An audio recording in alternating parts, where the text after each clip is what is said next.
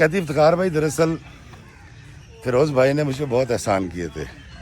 وہ اخلاقی طور پہ میری مدد کرتے تھے, مالی طور پہ میری مدد کرتے تھے, اور بڑی دلجوئی کیا کرتے تھے, اور بڑے اچھے اور بڑے نیک آدمی فیروز بھائی. اور میں نے پھر ہاں کر دی. میں کہا ٹھیک ہے, میں بلو کا نکاح جو ہے وہ اپنی بیٹی کے ساتھ کر لیتی ہوں تاکہ اس کا ویزا جو ہے وہ پکا ہو جائے اور پروسیس میں چلا جائے.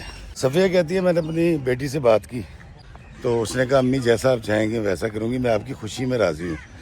میری بیٹی مجھے مسکراتا دیکھنے کے لیے سب کچھ کرتی تھی کیونکہ وہی میرا سہارا تھی. اس نے ہاں کر دی, میں نے نکاح کر دیا. نکاح کرنے کے بعد جو ہے وہ بجائے اس کے کہ میرا جو داماد ہے وہ میری بیٹی کی کیئر کرتا, کما کے لاتا, سمیسٹر کی فیسیں بھی میری بیٹی نے بھرنی شروع کر دی, گاڑی بھی وہ اس کی یوز کرتا تھا, اور وہ اس سے پیسے بھی لینے لگا.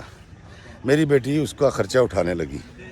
اور جب میری بیٹی نے اس شکوہ کیا مجھ سے تو میں نے اپنی بیٹی کو سمجھایا. میں کہا بیٹا اس کے باپ نے فیروز بھائی نے میری بڑی مدد کی ہے تجھے پالنے میں, تو اگر آج ہم ان کے بیٹے کو پالنے میں اس کی تربیت کے اوپر کچھ پیسہ لگا دیں گے تو تو مت لگا, میں لگا دوں گی. میری بیٹی نے کہا نہیں کوئی ایسی بات نہیں ہے.